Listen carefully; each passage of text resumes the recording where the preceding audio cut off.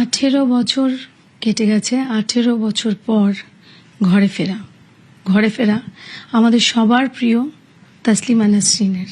আমি এবং আমার সহকর্মী সুদীপ্ত প্রথম কথা বলে যখন আমরা এই খবরটা পাই।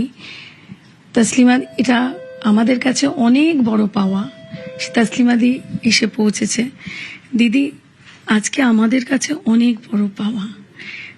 আপনার ফিরে আসা কেমন লাগছে?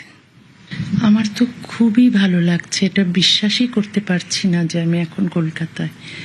কারণ যখন 2007 সালে আমাকে বের করে দেওয়া হয়েছিল, আমি ভেবেছিলাম প্রথম দিকে যদি হয়তো সম্ভব হবে। কলকাতা প্রগতিশীল মানুষের শহর, নিশ্চয়ই আমি ফিরে যেতে পারবো। কিন্তু তারপর যত বছর গেছে আমার মনে হয়েছে না, আমি হয়তো আর কোনোদিন ফিরে যেতে পারবো না।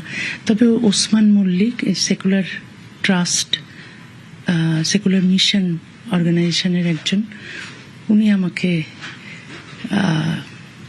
ইনভাইট করেছেন এবং তিনি ব্যবস্থা করেছেন সরকারের কাছে বলে যে আমার জন্য সিকিউরিটির, নিরাপত্তার ব্যবস্থা তো হয়ে গেল।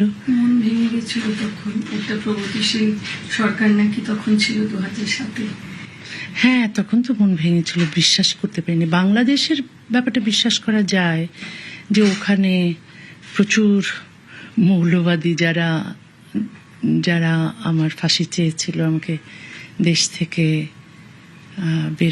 বের করার জন্য সরকারকে বলেছিল। আসলে সরকারই তখন আমার বিরুদ্ধে মামলা করেছিল এবং শেষ পর্যন্ত আমাকে বের করে দিয়েছিল। আসলে মৌলবাদীরা তো আর বের করতে পারে না সরকার যদি না চায়।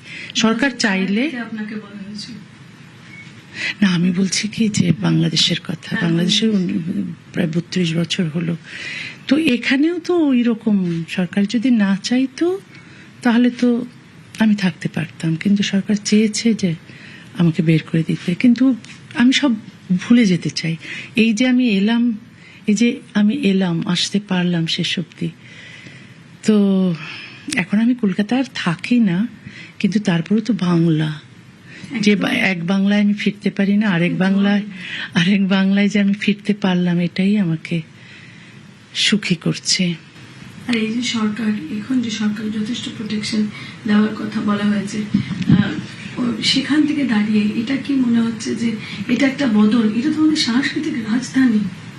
হ্যাঁ, কিন্তু এই 20 বছর বা শেষের 19 বছর এটা মনে হয়নি। তো আজকে আমি খুবই কৃতজ্ঞ। পশ্চিমবঙ্গ সরকার সিকিউরিটির ব্যবস্থা করেছেন, তাই আমি আসতে পেরেছি। আর যে ওসমান মল্লিক, এই সেকুলার মিশন ট্রাস্টের যে অর্গানাইজার, ওরা যে আমাকে আমন্ত্রণ জানিয়েছে এবং শেষ পর্যন্ত এই ব্যবস্থাটা করতে পেরেছে, তাদের অনেক ধন্যবাদ। জীবিত নেবে না আমাকে শহর, মরলে নেবে তো প্রিয় কলকাতা। আজকে এই ব্যর্থ কবিতা কি বলবে? হ্যাঁ, একটা আমার কবিতা লিখেছিলাম যখন এখান থেকে আমাকে চলে যেতে বাধ্য করা হয় কলকাতা থেকে। তখন আমি দিল্লিতে বসে আমি অনেকগুলো কবিতা লিখেছিলাম। তো এর মধ্যে এটা একটা প্রশ্ন যে মরণোত্তর দেহদান ওখানেই করেছি, মানে মরে গেলে লাশ রেখে এসো ওখানে কলকাতায়। জীবিত নেবে না আমাকে ও শহর, মরলে নেবে তো প্রিয় কলকাতা। হ্যাঁ, ওই যে প্রশ্নটা করেছিলাম, এর উত্তর আমি পেয়ে গেছি। আসলে জীবিত থাকাকালীনই আমি কলকাতায় আসতে পেরেছি।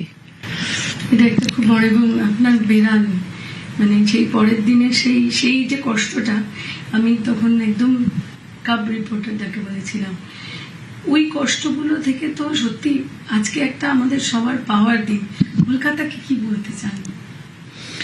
কলকাতা তো আমাকে 19 বছর ফিরিয়ে দিতে পারবে না, কিন্তু তারপরও আমি কলকাতা যে শেষ পর্যন্ত আমাকে আসতে দিয়েছে, এখানে ফিরতে দিয়েছে, তার জন্য কলকাতাকে ধন্যবাদ। তিনি কলকাতায় ফিরে এসে সত্যি তার ফেরা।